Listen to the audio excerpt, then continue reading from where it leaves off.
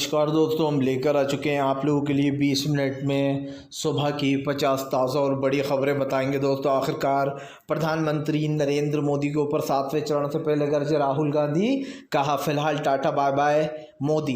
क्यों? आखिरकार दोस्तों, ममता बनर्जी ने पीएम नरेंद्र मोदी को ही घेर लिया। ममता बनर्जी के ऊपर बयान देकर फंसे पीएम नरेंद्र मोदी। ममता बनर्जी बोली, अगर फिलहाल उन्हें भगवान ने भेजा है तो मंदिर में रहे, राजनीति क्यों कर रहे हैं। और क्यों अखिलेश यादव की रैली में दोस्तों रिकॉर्ड तोड़ भीड़ आई है, बताएंगे कैसे।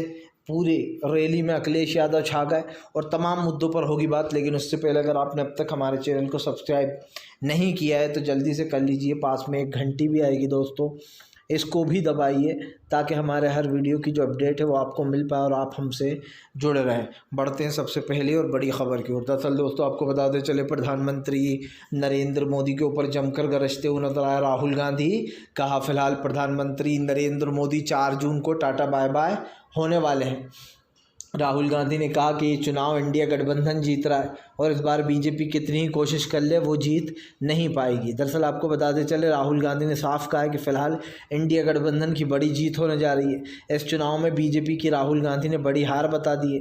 राहुल गांधी ने कहा कि फिलहाल बीजेपी की हार से पता चलता है कि बीजेपी बौखला गई है। राहुल ने कहा कि 4 जून को बीजेपी की हार से ये तय हो जाएगा कि फ़िलहाल किसकी सरकार बनने जा रही है। एक चीज़ तो साफ़ हो चुकी है कि फ़िलहाल राहुल गांधी के इस दावे से कहीं ना कहीं बीजेपी में भगदड़ मच गई है, क्योंकि राहुल गांधी ने साफ कर दिया कि 4 जून को बाय बाय गो मोदी होने वाला है। आपको बताते चले, 4 जून की बात बोलकर राहुल गांधी ने कहीं ना कहीं बीजेपी के लिए मुश्किलें बड़ी कर दी हैं, क्योंकि राहुल गांधी ने इससे पहले भी कहा था कि वो फिलहाल तमाम बीजेपी के नेताओं को 4 जून के बाद भागते हुए देखेंगे। और ये बात सच भी हो रही है दोस्तों, क्योंकि यहाँ पर एक चीज़ तो साफ़ हो गई कि 4 जून से पहले ही बीजेपी का सफाया हो गया है। और आपको बताते चले, 4 जून को बस रिज़ल्ट आना बाकी है, उसके बाद बीजेपी सत्ता से पूरी तरीके से बाहर होने वाली है।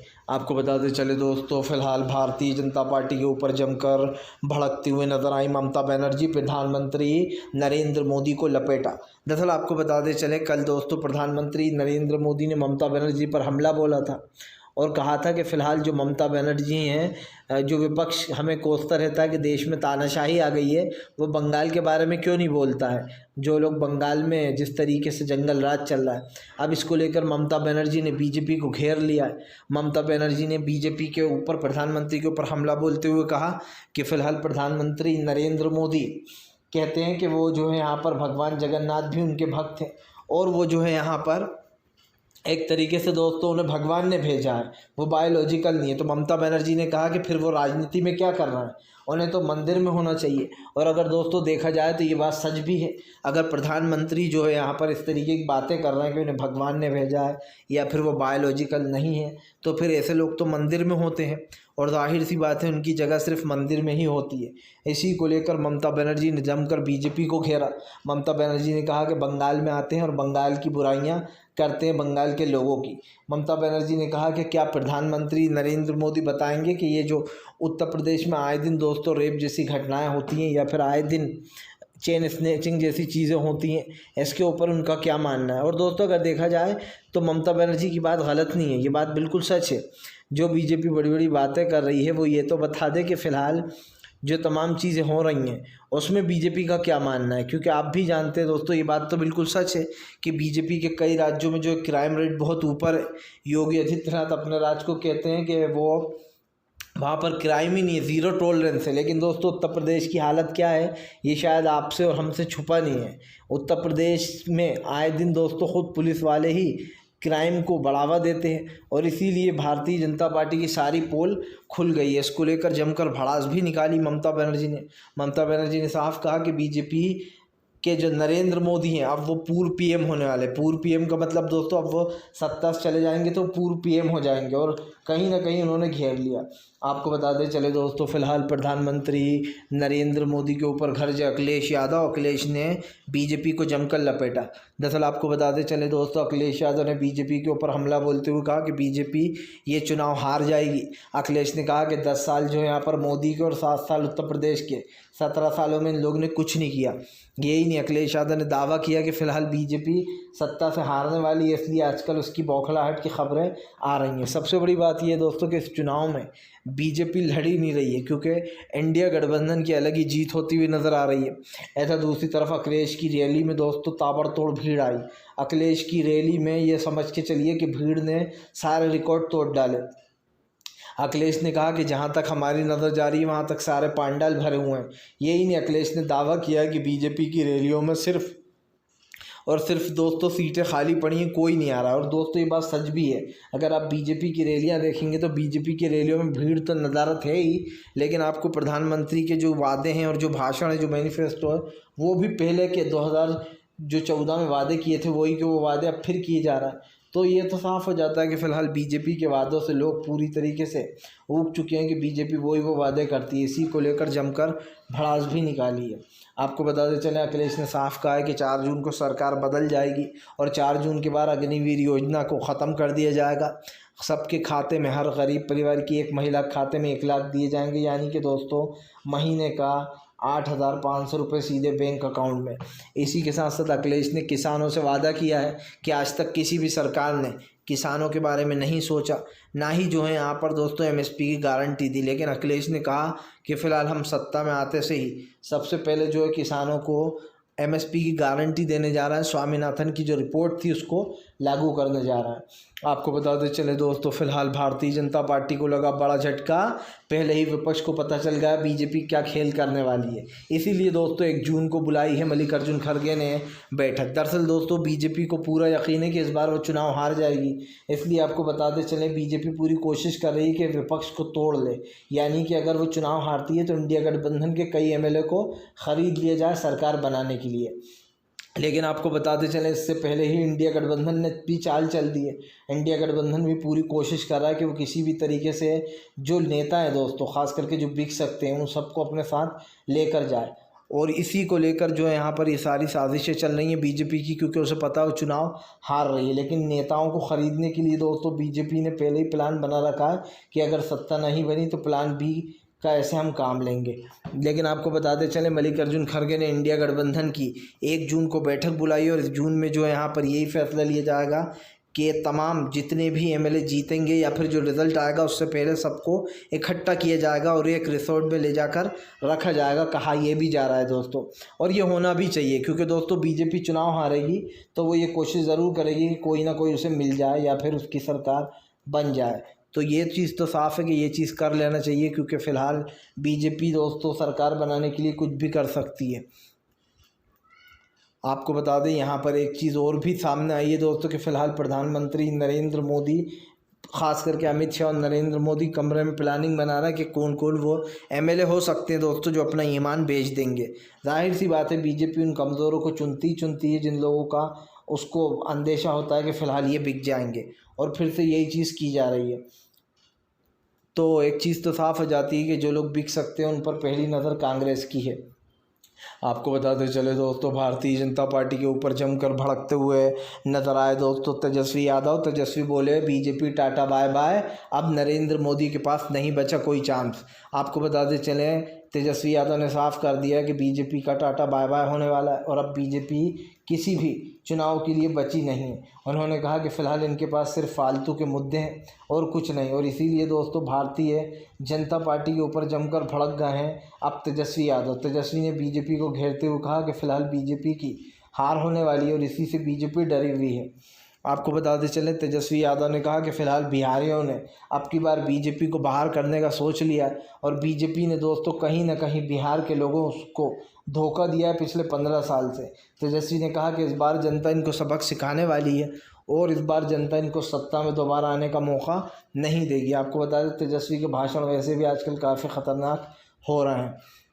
आपको बताते चले दोस्तों फ़िलहाल अरविंद केजरीवाल को लगा बड़ा झटका। केजरीवाल की ज़मानत को नहीं बढ़ाया गया 7 दिन के लिए।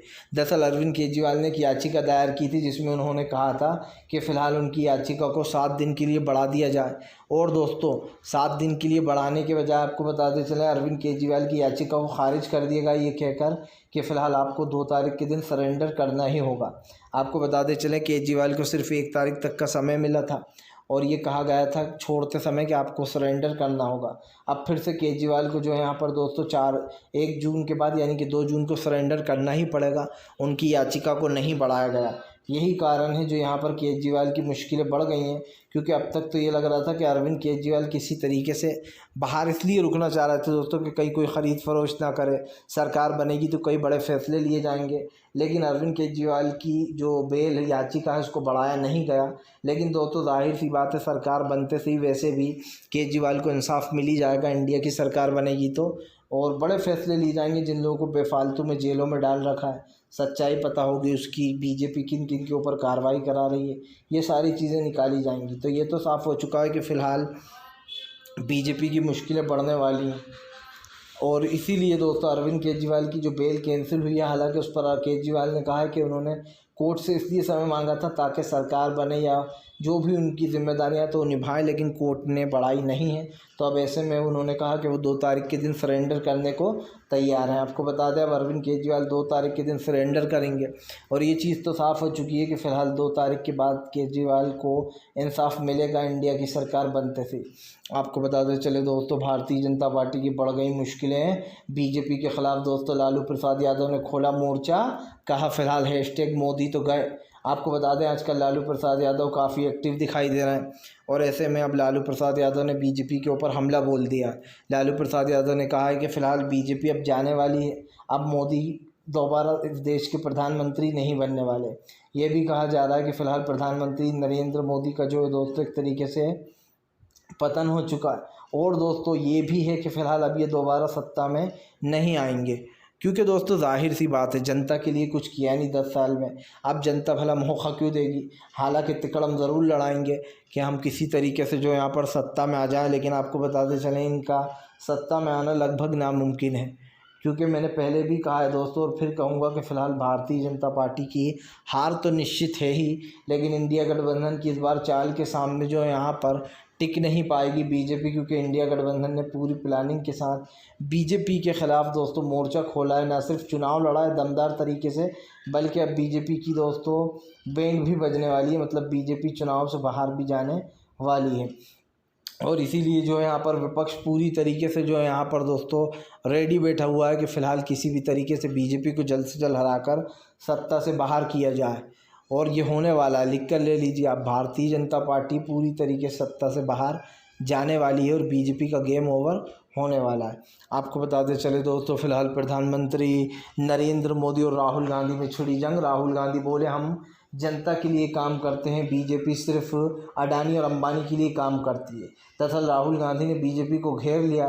राहुल गांधी का कहना है कि पूरी की पूरी बीजेपी सिर्फ अडानी और अंबानी के लिए काम करती है। राहुल ने बीजेपी के ऊपर हमला बोलते हुए कहा कि बीजेपी की सरकार ने सिर्फ विपक्ष के नेताओं को ही परेशान किया। सबसे बड़ी बात यह है दोस्तों कि कई बार हमने देखा ईडी और सीबीआई के छापे जब पड़ते हैं तो बीजेपी के ऊपर नहीं पड़ते, और इसीलिए विपक्ष जो है वो पूरी तरीके से बीजेपी के ऊपर हमलावर हो गया है। इसको लेकर जो यहाँ पर साफ कहा गया है कि फ़िलहाल आने वाले समय में जब इंडिया गठबंधन की सरकार बन जाएगी तो दोस्तों कहीं ना कहीं बीजेपी के ऊपर वो भारी पड़ने वाले हैं।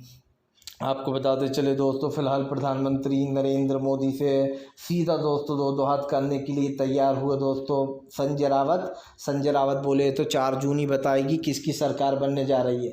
संजय रावत ने दावा किया कि 4 जून को इंडिया गठबंधन की सरकार बनते से ही बेईमान और बिकाऊ नेता भागेंगे देश छोड़कर। दरअसल आपको बताते चलें, यहाँ पर बिकाऊ नेताओं को लेकर बड़ी बात बोल दी है, और संजय रावत ने ये भी कहा है कि फ़िलहाल अब ये नेता भागने वाले हैं देश छोड़कर, क्योंकि इन्हें पता चल गया है कि इंडिया गठबंधन की सरकार बनने जा रही है। और दोस्तों ये चीज़ तो साफ़ ही है कि इंडिया गठबंधन की सरकार बनेगी तो बीजेपी सबसे पहले अपने नेता बीजेपी के भागने वाले हैं। इसी को लेकर जो यहाँ पर जमकर भड़ास भी निकल रही है। आपको बताते चले, प्रधानमंत्री नरेंद्र मोदी को लेकर जमकर भड़के भी यहाँ पर संजय रावत। संजय रावत ने कहा कि फ़िलहाल एकनाथ शिंदे समेत कई लोगों को ख़रीदा गया, और ये चीज़ साफ़ हो जाती है दोस्तों कि फ़िलहाल इन चीज़ों को लेकर सरकार की नीतियाँ पूरी तरीके से डाउन दिखाई दे रही हैं। इसी को लेकर जो है यहाँ पर ये सारा मामला निकल कर आया है, जहाँ पर ये कहा जा रहा है कि 4 जून के बाद से ही जो है यहाँ पर बीजेपी पूरी तरीके से गायब होने वाली है। और दोस्तों ये बात सच भी है कि 4 जून के बाद बीजेपी कहीं आपको दिखाई नहीं देगी, क्योंकि बीजेपी को पता चल गया है कि दोस्तों वो ये चुनाव हार रही है। और कहीं ना कहीं दोस्तों चुनाव हारने का मतलब साफ़ है कि इन सब बीजेपी वालों के ऊपर कार्रवाइयाँ होंगी, और जब कार्रवाइयाँ होंगी तो दोस्तों बीजेपी के नेता सबसे पहले भागेंगे। इसीलिए अभी से शुरुआत कर दी है बीजेपी के कई नेताओं ने। आपको बताते चले दोस्तों, भारतीय जनता पार्टी के ऊपर जमकर भड़कती हुई नजर आई महबूबा मुफ्ती। महबूबा मुफ्ती बोली, फिलहाल देश के भाईचारे को ख़त्म करना चाहती है बीजेपी। देश के भाईचारे को ख़त्म कर कर देश की एकता को, अखंडता को तोड़ने की कोशिश की जा रही है, गंगा जमुना तहज़ीब को। महबूबा मुफ्ती ने दावा किया है कि बहुत जल्दी बीजेपी सत्ता से बाहर जाने वाली है। यही नहीं, महबूबा मुफ्ती ने कहा कि राहुल गांधी बहुत मेहनत कर रहा है, और राहुल गांधी समेत वो तमाम नेता दोस्तों जो इंडिया गठबंधन के हैं। और ऐसे में दोस्तों इंडिया गठबंधन के तमाम नेताओं ने एक चीज़ तो साफ़ कर दी है कि फ़िलहाल बीजेपी अब दोबारा सत्ता में नहीं आने वाली, क्योंकि इसका सबसे बड़ा रीज़न दोस्तों मैं आपको दे ही चुका हूँ। फ़िलहाल तमाम जितने भी बीजेपी के नेता हैं उन्हें इस बात का डर है सच में कि कहीं इंडिया गठबंधन की सरकार आ गई तो हमारा क्या होगा, क्योंकि दोस्तों कई बेईमान लोग हैं जिनकी बैंड बजने वाली है, और जो लोग दोस्तों ये सोचने वाले हैं कि अब क्या होगा, क्योंकि एक चीज़ तो साफ़ हो जाती है कि फ़िलहाल भारतीय जनता पार्टी की दोस्तों पोल खुल चुकी है। क्योंकि पिछले 10 सालों की अगर हम बात करें तो देश में कोई विकास नहीं हुआ, और दोस्तों देश के विकास की बैंड अलग बजाई है बीजेपी ने। तो ऐसे में अब भारतीय जनता पार्टी को देश की जनता चुनना नहीं चाहती है, और इसीलिए दोस्तों अब बीजेपी की मुश्किलें बढ़ गई हैं। क्योंकि आपको बताते चलें, फ़िलहाल देश के कई लोग हैं जो बीजेपी के ख़िलाफ़ मोर्चा खोलकर बैठ गए इस चुनाव में। आपको याद होगा बीजेपी ने 2014 में 2 करोड़ हर साल नौकरी की बात कही थी। मोदी जी आने वाले हैं, अच्छे दिन लाने वाले हैं, ऐसे तमाम मुद्दे वादे किए गए थे, लेकिन उनमें से एक भी वादा निभाया नहीं गया है। और यही कारण है जो इन सारी चीज़ों में जो यहाँ पर बीजेपी पूरी फंस गई है। तो कम से कम अब बीजेपी का हम ये तो सोच सकते हैं दोस्तों कि इसको चुनाव से जाने वाली है, क्योंकि दोस्तों भारतीय जनता पार्टी की जो असलियत है वो पूरी तरीके से फेल हो गई है, और दोस्तों बीजेपी का गेम भी ओवर हो गया है। आपको बताते चले दोस्तों, फिलहाल प्रधानमंत्री नरेंद्र मोदी के ऊपर फिर से भड़के असदुद्दीन ओवैसी बोले धर्म के आधार पर चुनाव लड़ती है बीजेपी, धर्म के आधार पर लोगों को एक तरीके से दोस्तों जज किया जा रहा है।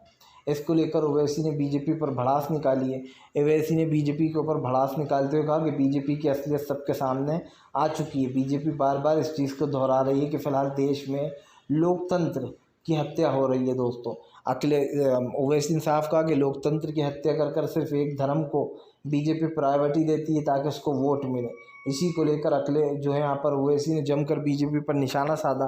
ओवैसी ने कहा कि बीजेपी दिखावे को पसंदीदा मुसलमानों से प्यार करती है, लेकिन दोस्तों यहाँ पर बीजेपी मुस्लिमों के ख़िलाफ़ है, ये तो साफ़ हो चुका है कई बार। और इसी को लेकर असदुद्दीन ओवैसी ने जो है यहाँ पर बीजेपी को जमकर लपेटा, और ये भी कहा कि फ़िलहाल बीजेपी की हार होगी, वो तीसरी बार पीएम नहीं बन पाएंगे। अब ओवैसी ने ये भविष्यवाणी तो दोस्तों कर दी है साफ साफ कि बीजेपी की हार होने वाली है, और जो है यहाँ पर वो दोबारा सत्ता में नहीं आएगी। तो ये चीज़ साफ़ हो गई कि फ़िलहाल अब भारतीय जनता पार्टी की मुश्किलें और भी बढ़ने वाली हैं। क्योंकि दोस्तों यहाँ पर देखा जाए तो सरकार अगर गलत नहीं कह रहे हैं ओवैसी, बीजेपी की सरकार बनना मुश्किल ही नहीं बल्कि लगभग नामुमकिन है, क्योंकि इस बार बीजेपी को वोट ही नहीं मिले।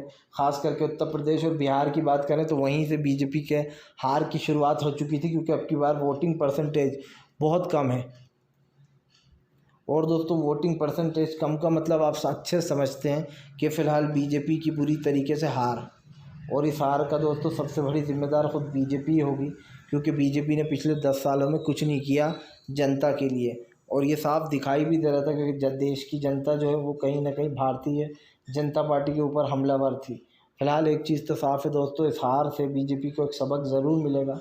जो लोग जनता को मूर्ख समझते हैं या फिर काम नहीं करना चाहते, सिर्फ बिना काम के जो है यहाँ पर वोट ले लेना चाहते हैं दोस्तों, उनका अब बुरा हाल होने वाला है। क्योंकि एक चीज़ तो साफ़ हो चुकी है कि फ़िलहाल इस चुनाव में दोस्तों बीजेपी को करारी मात के साथ साथ बीजेपी को एक सबक भी मिलने वाला है। क्योंकि आने वाले समय में अब कभी देश में बीजेपी की सरकार नहीं बनेगी। ज़्यादातर लोग जो देश के को पसंद करते हैं या फिर देश के लोकतंत्र को, उन्हें पता चल गया है कि भारतीय जनता पार्टी सिर्फ दोस्तों देश को धोखा दे रही थी। और 10 साल से पिछले 10 सालों में बीजेपी ने देश के लिए क्या किया तो सभी देख रहे हैं। इसी को लेकर कहीं ना कहीं